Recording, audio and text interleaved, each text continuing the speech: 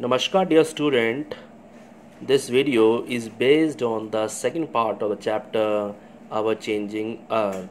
In the previous part I told you that what are the factors which change the surface of Earth. They are endogenic and exogenic forces which caused lot of changes on the surface of Earth.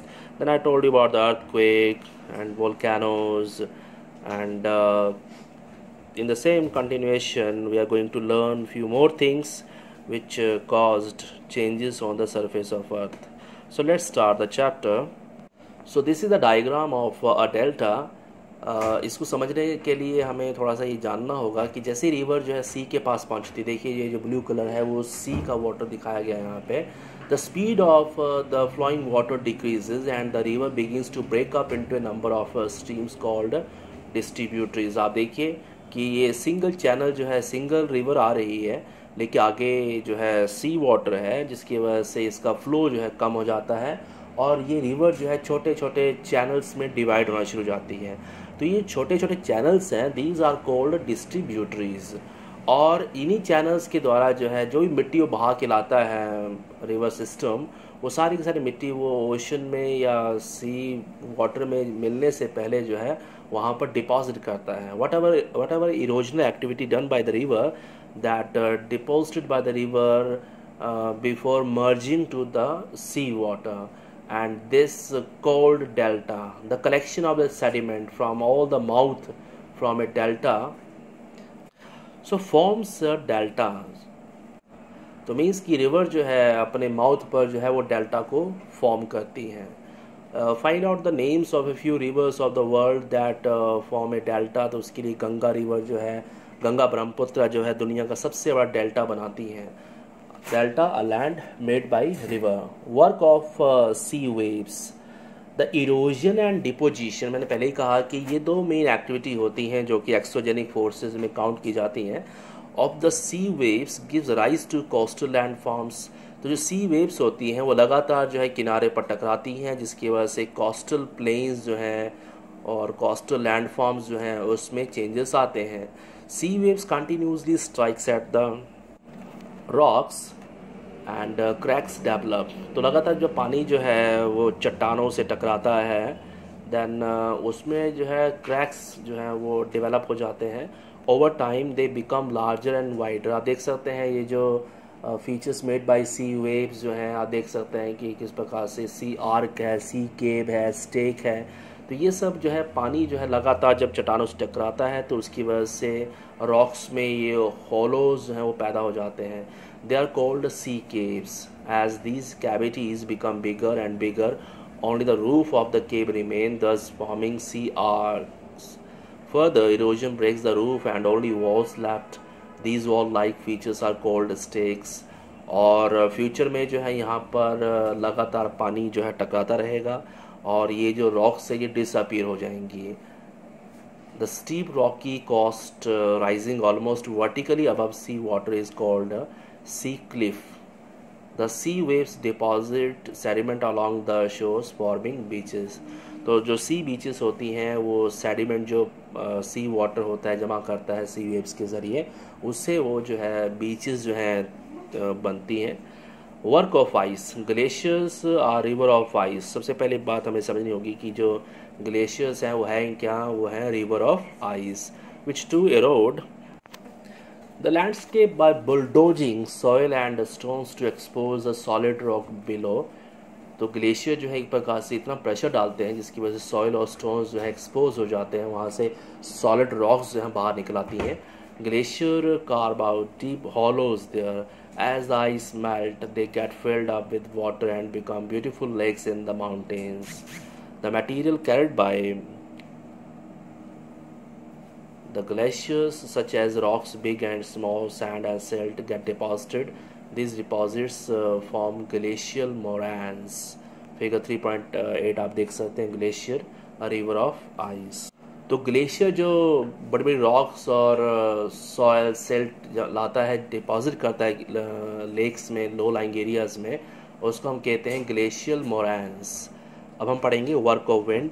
Have you ever visited a desert? तो desert में जो है work of wind हमें दिखाई देता है। Try to collect some pictures of sand dunes. तो picture आपकी बुक में भी है। An active agent of erosion and deposition in desert is wind. In desert you can see rocks in the shape of a mushroom. तो desert में आप mushroom जैसे umbrella type जो है शेप के स्ट्रक्चर्स आपको वहाँ पे देखने को मिलेंगे। Commonly called as mushroom rocks. तो मशरूम रॉक्स कहाँ मिलती हैं? डेजर्ट्स में मिलती हैं। और इसको बनाता कौन है? विंड्स बनाती है। कैसे बनाती है? Winds Erode the lower section of the rock more than the upper part, therefore such rocks have narrower base and wider top. तो जिसकी वजह से जो है निचला हिस्सा जो होता है रॉक का उसको जो है विंड इरोड करती है, कट करती है, और ऊपर का हिस्सा जो है वाइड टॉप जो रह जाता है। When the wind blows, it lift the and transport sand from one place to another. तो डेजर्ट में क्या होता है कि जब हवा चलती है तो अपने साथ मिट्टी को उड़ा के ले जाती है। When it stops blowing, the sand falls and get deposited in low hills like structures वहाँ पे बनते हैं। These are called sand dunes. इनको हम sand dunes कहते हैं, जहाँ पे हवा रुक जाती है और सारी मिट्टी रेत जो है वहीं पे जमा हो जाती है। When the grains of sand are very fine and light, the wind can carry it over very long distances. When such sand is deposited in large area, it is called loess. Large deposits of loess is found in China. तो जब रेत जो है बहुत ही fine और light होती है तो हवा उसको लॉन्ग डिस्टेंसेस तक जो है उड़ा के ले जाती है। And when such sand is deposited in large areas are called loess. Large deposits of loess जो है वो चाइना में पाए जाते हैं। तो लोअस जो है वो क्या है? एक प्रकार से लार्ज डिपॉजिट्स है सैंड के। और सैंड ड्यून्स जो है वो हमें एक आम सी चीज़ है डेजर्ट में देखने को मिलेगी। On this page you can see the picture of sand dunes and you know that the common animal in desert area is camel. So figure 3.9 जो है वो सैंड ड्यून्स को डिस्क्राइब कर रहा है। उसके बाद एक्सरसाइज के कुछ क्वेश्चंस है जो आपने बुक को देखकर जो है बुक के पैराग्राफ में से फाइंड आउट करने हैं।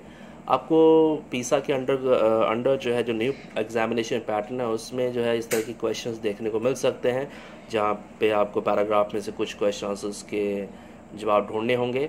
So that's why you practice exercise from the book. So this is the exercise of the chapter. थोड़ा सा आपको इसके बारे में बता देता हूँ। जैसे प्लेट कैसे मूव करती है, lithospheric plate, they move due to the magma, molten magma inside the earth. जैसे एक्सोजेनिक एंड एंडोजेनिक फोर्सेस क्या होती हैं? एक्सोजेनिक फोर्सेस जो है अर्थ सरफेस को बाहर से चेंज करती हैं, और एंडोजेनिक फोर्सेस जो हैं वो अर्थ इंटीरियर से अंदर से जो है वो चेंज करती है। मैग्मा उसकी एग्जांपल है। Exogenic example water and wind हो सकते हैं।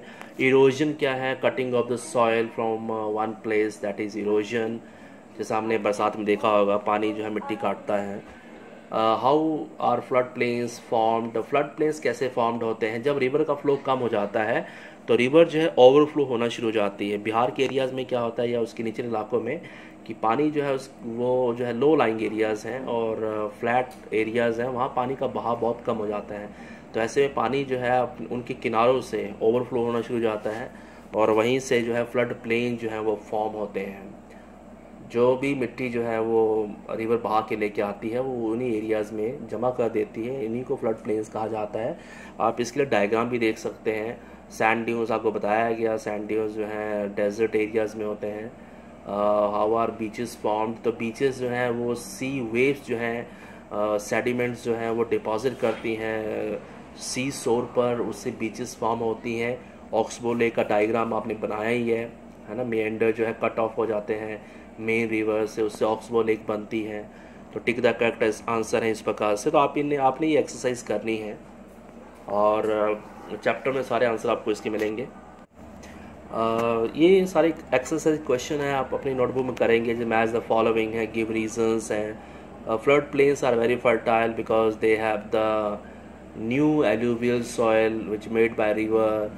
सी caves are turn into stacks जो हैं, तो सी वेव्स होती हैं वो लगातार रॉक से टकराती हैं, जिसकी वजह से रॉक्स के स्ट्रक्चर से बदलते रहते हैं। इसके लिए आप डायग्राम देख सकते हैं, फिगर जो उसमें दिया गया था। देन यहाँ पर एक एक्टिविटी है, activity 5, observe the photograph given below, these are various features made by a river, identify them and also tell whether they are erosional और डिपोजिशनल और landforms found by the both. तो ये picture जो है आपने देखनी है और अपनी आपने बुक में ही इसको क्या करना है, लिखना है। तो आपके लिए ये एक्टिविटी है, इनको पहचान कर आप लिखेंगे। फॉर फन है, एक क्रॉस वर्ड पजल है और उसके लिए आपको क्लूज़ दिए गए हैं, वो भी आपने बुक के अंदर ही जो है क्या करनी है, फिल करनी है। जैसे कि ये पजल दी गई है, अक्रॉस आपको ये फिल करने हैं, ये जो क्लूज़ हैं इनकी हेल्प से फिल करना है। Once again we can summarise the chapter. मैंने आपको सबसे पहले बताया कि जो लिथोस्फेरिक प्लेट्स हैं ये मूव करती हैं मैग्मा की वजह से। और second thing I told you that magma जो है सर्कुलर मैनर में मूव करता है। इसका आप प्रैक्टिकल भी करके देख सकते हैं, आपकी बुक में एक एक्टिविटी दी गई बहुत ही शानदार। Then I told you that two forces change the earth surface, एक है एंडोजेनिक, दूसरी एक्सोजेनिक फोर्सेस। एंडोजेनिक फोर्सेस जो हैं वो ज़्यादा पावरफुल होती हैं, अर्थक्वेक, वॉल्केनिक एक्टिविटीज़ ये सब उसमें शामिल होते हैं। एक्सोजेनिक फोर्सेस में रिवर, विंड, सी वेव्स, ग्लेशियर्स जो हैं वो आते हैं, वो सरफेस को बदलते हैं। अगर हम कहें प्लेन्स, तो प्लेन्स जो है वो रिवर वर्क का जो है वो रिजल्ट होता है। Then I told you about the structure of volcano, crater कहाँ होता है, वेंट कहाँ होता है, इन सब के बारे में आपको बताया गया। उसके बाद मैंने आपको अर्थक्वेक के बारे में बताया कि अर्थक्वेक जहाँ से एनर्जी रिलीज़ होती है वो फोकस होता है और फोकस के ऊपर बिल्कुल एपिसेंटर होता है। ये डायग्राम में हमने देखा है। और अर्थक्वेक से हम बच सकते हैं ड्यू टू प्रिपेयर्डनेस, और उसके लिए हमें हमेशा तैयार रहना चाहिए। इसके अलावा मैंने आपको बताया कि जो अर्थक्वेक होता है उसमें जो सिस्मिक वेव्स आती 3 प्रकार की होती हैं, PSL waves. Then I told you about the Gujarat earthquake जो 2001 में आया था गुजरात में, जिससे हज़ारों ही लोग वहाँ पे मारे गए थे। इसके बाद जो है जो डिवाइस, जो इंस्ट्रूमेंट जो है अर्थक्वेक मेजर करता है, उस मशीन को हम सिस्मोग्राफ कहते हैं।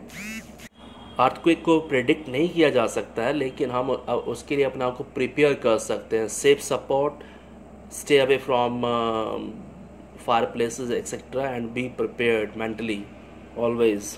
Then we cover about the major landforms. और ये मेजर लैंडफॉर्म्स जो हैं, जो एक्सोजेनिक फोर्सेस की हम बात करते हैं, वो 2 प्रकार के काम करते हैं। एक तो वो इरोड करते हैं, वो मिट्टी कट करते हैं, दे कट द सॉइल और रॉक्स, और दूसरा वो डिपॉजिट करते हैं।